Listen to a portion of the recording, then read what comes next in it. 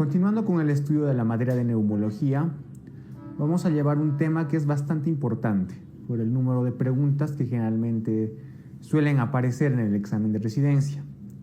Estamos hablando de la enfermedad pulmonar obstructiva crónica, más conocida como el EPOC.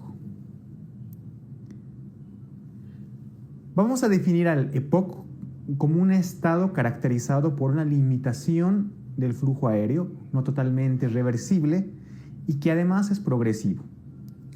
Esta definición es importante porque tienes que saber que a diferencia del asma, donde la limitación al flujo aéreo sí era reversible, aquí no lo es, ¿no? Además es progresiva.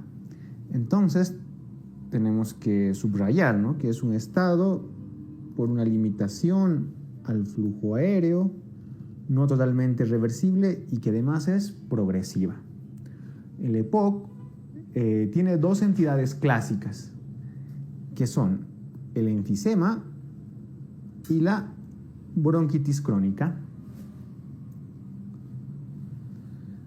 Dentro de la patogenia del EPOC, el principal factor de riesgo, ¿no?, que predispone a esta enfermedad es el tabaco, ¿no? Como ustedes ven en la diapositiva, hay una imagen, la imagen más grande es la de un paciente fumando, y es que estudios han demostrado que el consumo de cigarrillos al día, ¿no?, mensuales, está en directa relación con el desarrollo de la enfermedad pulmonar obstructiva crónica.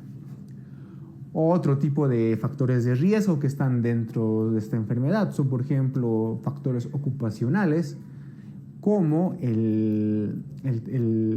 algunos polvos, como por ejemplo el asbesto, el carbón, ¿no?, pero que sin embargo no se ha demostrado que actúen como factores independientes para desarrollar esta enfermedad.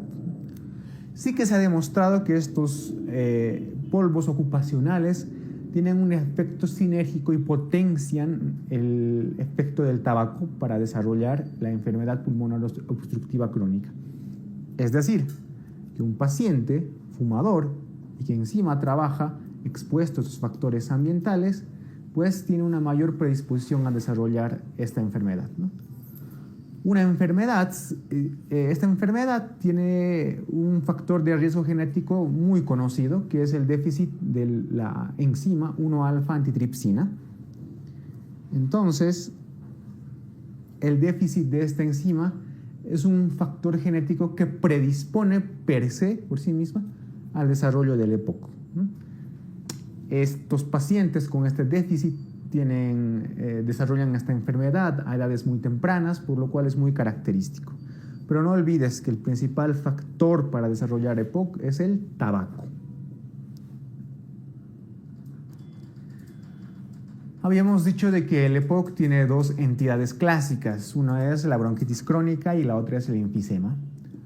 Vamos a hablar un poco acerca de la bronquitis crónica. La bronquitis crónica es más un término clínico, ¿sí?, y se define por la presencia de tos y expectoración crónica de al menos 3 meses al año durante 2 años. Es decir, un paciente que tenga sintomatología de tos productiva, que más o menos dure 3 meses y que este padecimiento sea continuo durante 2 años. Evidentemente, no todos los pacientes que tengan bronquitis crónica van a desarrollar o tienen un EPOC, ¿no? Dentro de la anatomía patológica, pues lo más característico es que hay una inflamación crónica y también hay una hiperplasia e hipertrofia de las glándulas submucosas con un aumento de células caliciformes, por lo tanto hay una mayor producción de moco. En la diapositiva, en la imagen, tienes una imagen de un bronquio normal y al lado tienes un bronquio con inflamación, con una bronquitis. En la bronquitis, pues el bronquio aumenta hay una hiperplasia de la parte muscular, ¿no?, y por el aumento de las células caliciformes, pues hay un aumento del moco, ¿no? Entonces ahí es un bronquio que está con abundante moco, una hiperplasia de su muscular, y esto que nos lleva pues a una limitación del flujo aéreo expiratorio, como vamos a ver más adelante. La otra entidad clásica dentro del EPOC es el enfisema. El enfisema, a diferencia de la bronquitis, que es que tenía una definición más clínica, el enfisema tiene una definición más anatomopatológica. Entonces vamos a definir al enfisema como pues un atrapamiento aéreo distal del bronquiolo terminal con dilatación anormal y destrucción de la pared alveolar. Normalmente los alveolos tienen una predisposición en forma de racimos, ¿no? ¿Qué nos quiere decir esto? Hay un atrapamiento aéreo distal del bronquiolo terminal, por lo tanto estos acinos y alveolos se van dilatando, se destruye la pared alveolar y se pierde la arquitectura clásica de los alveolos pulmonares. ¿Por qué ocurre todo esto? El humo del tabaco influye y actúa como un irritante, ¿no? Esto activa algunas células inflamatorias, por ejemplo los neutrófilos, ¿no? Y hace que liberen ciertas sustancias como la elastasa.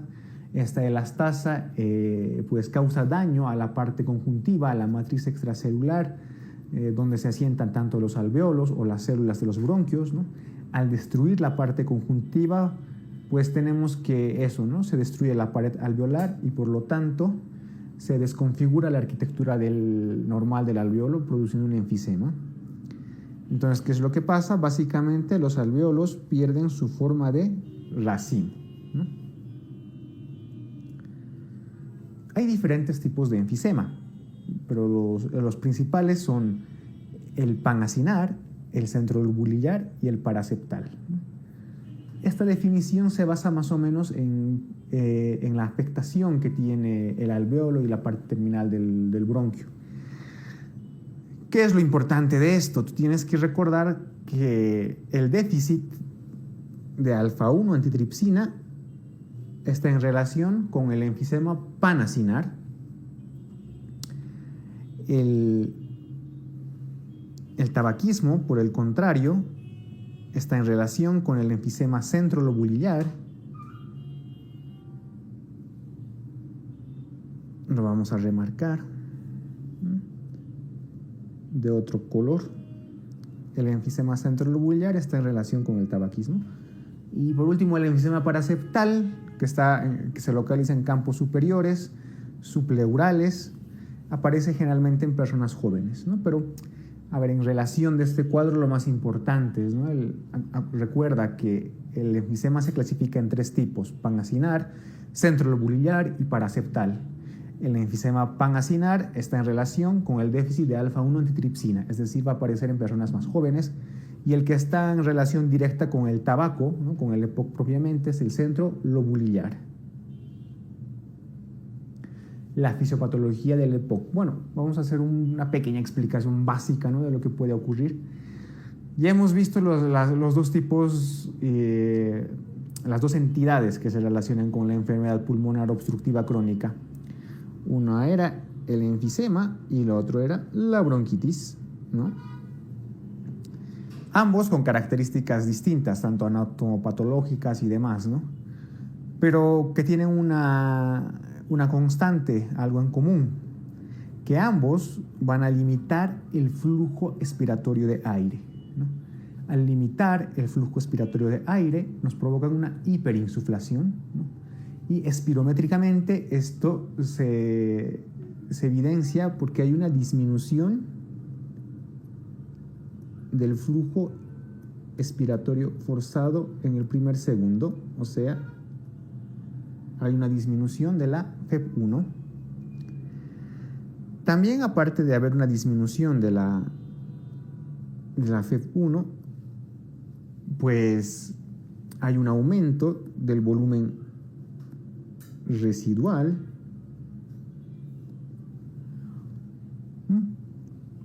y por último tenemos un desequilibrio, una alteración en la relación ventilación-perfusión, ¿no? Este desequilibrio ventilación-perfusión nos va a llevar a una hipoxemia y por distintos mecanismos se van a producir todas las otras entidades que vamos a ver más adelante, como por ejemplo la eritrocitosis, ¿no? Y demás.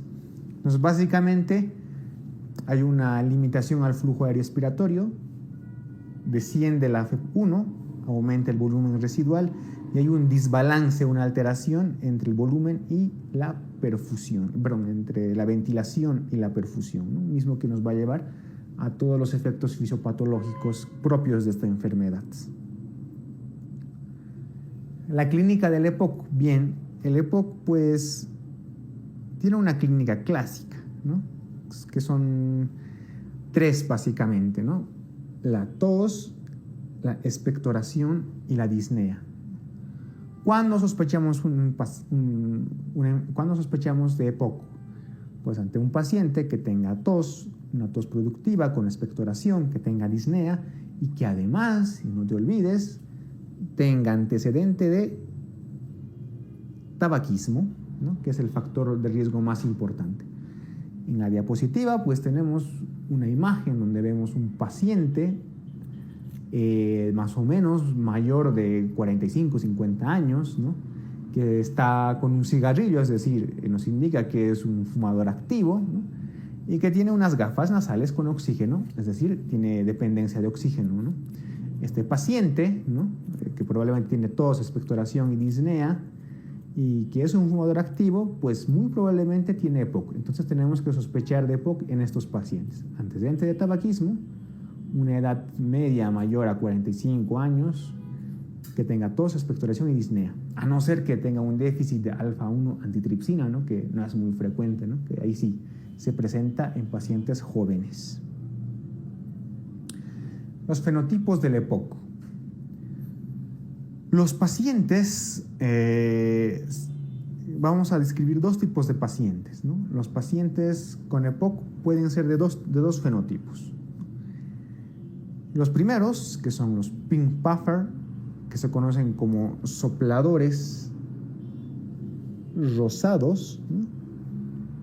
Y los segundos, que son los blue bottle, que son los obesos cianóticos. Los pink puffer están en relación con el enfisema y los blue blotter o obesos cianóticos están en relación con la bronquitis crónica. Cada uno tiene características diferentes, ¿no? Por ejemplo, los que tienen predominio de enfisema, los pink puffer o sopladores rosados, son delgados, ¿no? No presentan cianosis en reposo, por eso están rosados, ¿no? Y tienen una disnea generalmente que es grave, entonces utilizan en forma notable los músculos accesorios, ¿no?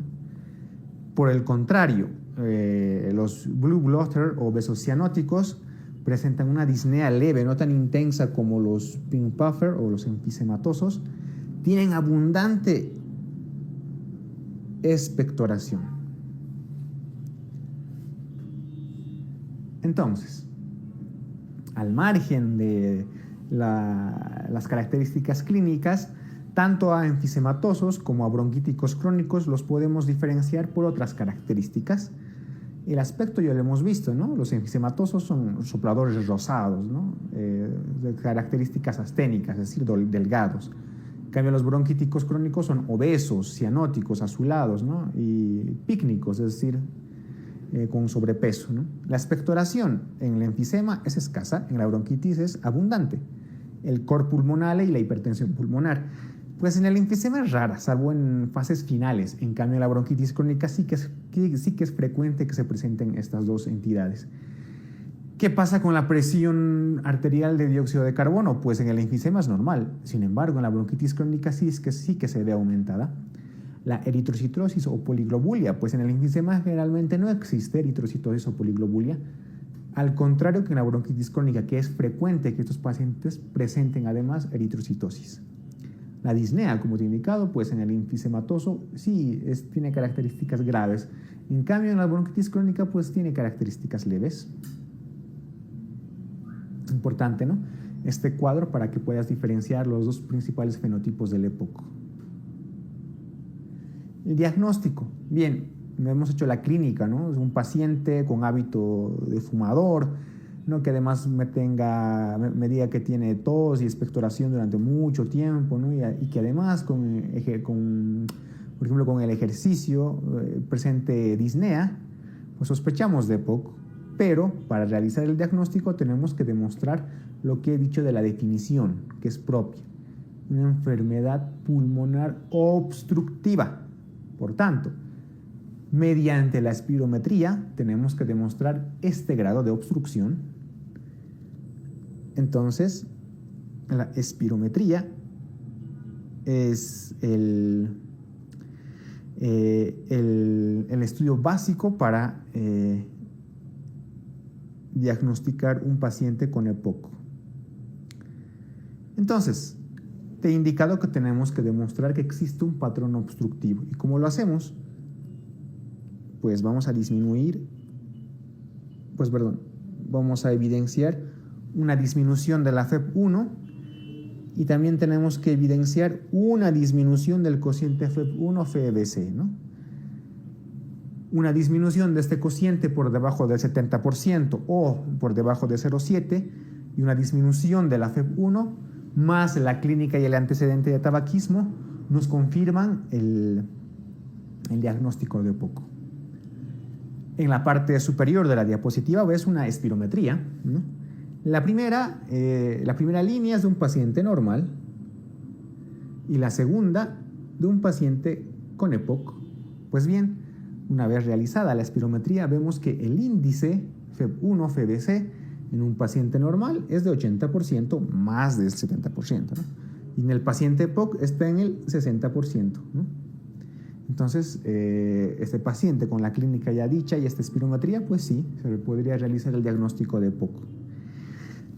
¿Cuál es la otra importancia de la FEV1? Pues existen varias clasificaciones para poder realizar el tratamiento, para poder clasificar a estos pacientes, ¿no? Pero la más importante es la clasificación de Gold.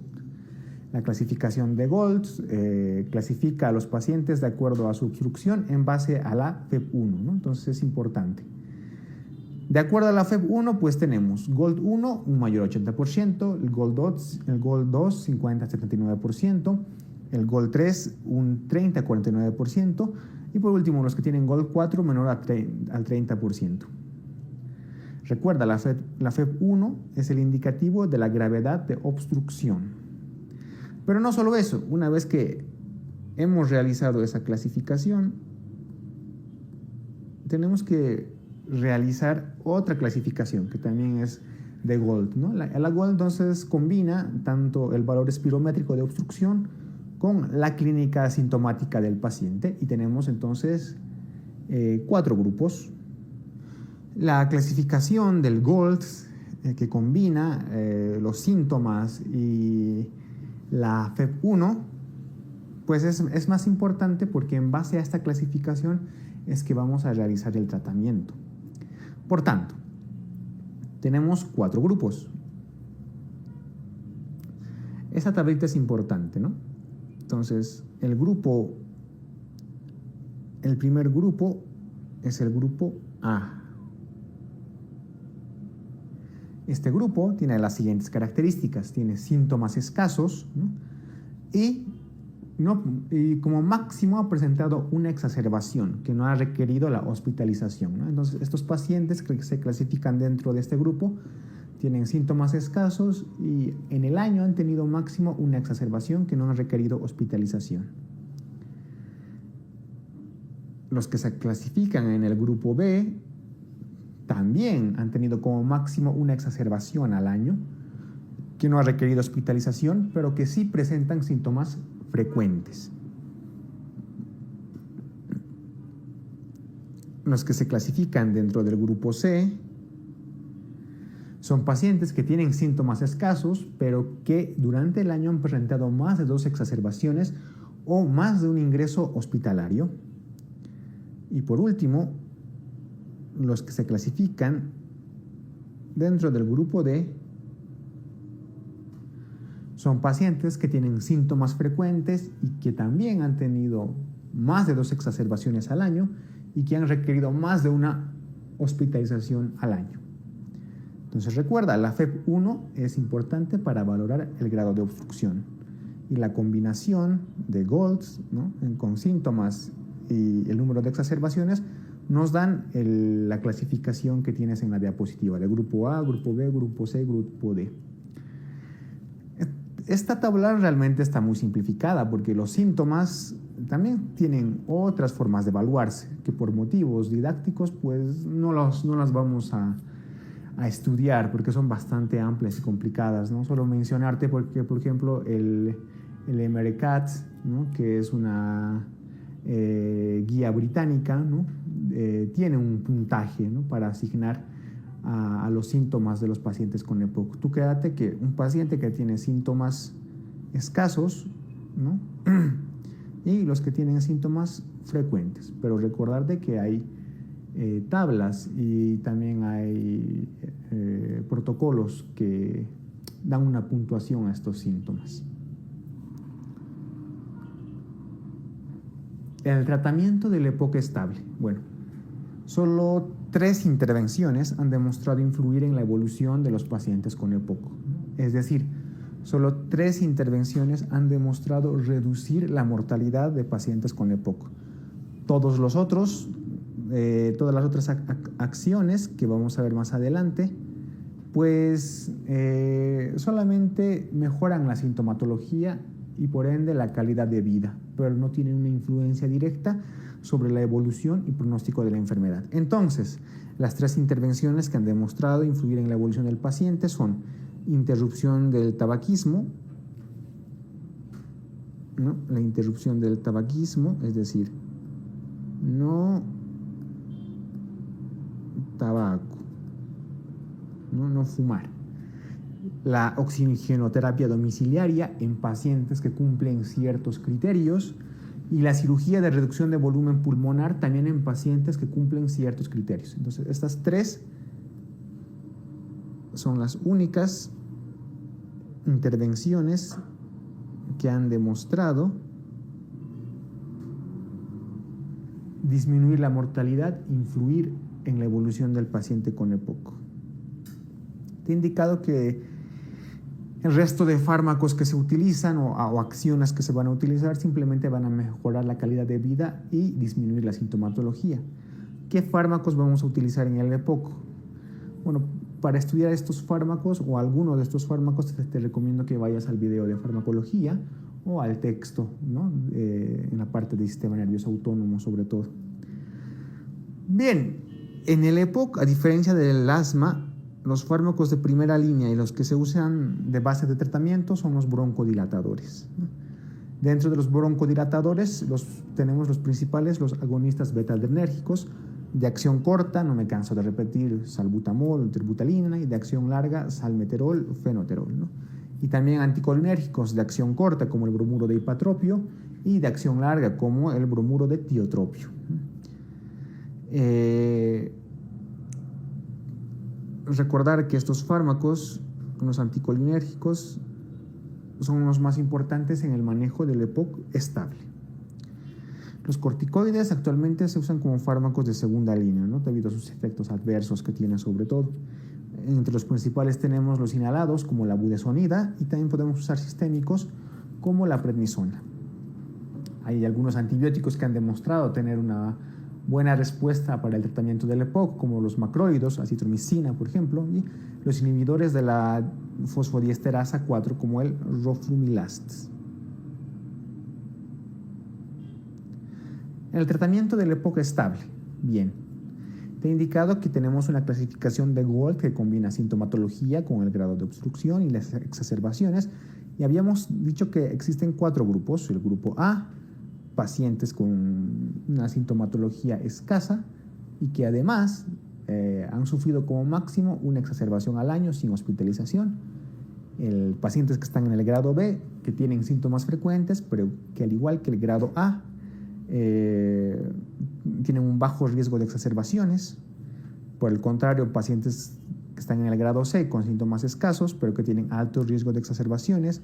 Pacientes que están en el grado D, igual con síntomas frecuentes, pero con alto riesgo de exacerbación. Entonces, de manera simplificada, el tratamiento es lo siguiente, ¿no? Para los pacientes que tienen el grado A, les vamos a administrar los famosos SABA o los famosos SAMA. Los SABA son los agonistas beta-adrenérgicos de acción corta vía inhalada, por ejemplo, salbutamol, ¿no? Y los SAMA son los anticolinérgicos, ¿no?, de acción corta, por ejemplo, el bromuro de ipratropio. Para el grado B, vamos a administrar anticolinérgicos, pero esta vez de acción larga, como bromuro de tiotropio, o beta agonistas de acción larga, como salmeterol. Y por último, el grado C y D, pues depende. En el grado C vamos a administrar LAMA, anticolinérgicos de acción larga, combinado con agonistas beta-adrenérgicos de acción larga, ¿no? Si tenemos un grado D, le podemos aumentar corticosteroides, ya sea inhalados, si no, corticosteroides vía oral. También podemos probar con acitromicina, ¿no?, ya que los macrólidos también influyen o sirven para el tratamiento del EPOC, sobre todo en grado D y C. Entonces es cosa de jugar más o menos con estos parámetros, ¿no? Ver el grado donde se encuentra el paciente, ¿no? Y de esta manera, pues, ir subiendo o ir probando los fármacos que te he indicado en la tabla. Pero los principales son estos, ¿no? Para el grado A, anticolinérgicos o betagonistas de acción corta. Para el grado B, anticolinérgicos o agonistas beta-adrenérgicos de acción larga. Y en el grado C y D, pues vamos a ir individualizando, ¿no? Una combinación y le agregamos un corticosteroide. El EPOC también tiene unas comorbilidades importantes, ¿no? Por ejemplo, puede relacionarse con la eritrocitosis, se puede también relacionar con la cardiopatía isquémica, ¿no?, con algunas otras patologías, ¿no? Y bueno, ¿no?, eso sería lo más importante respecto del tratamiento del EPOC.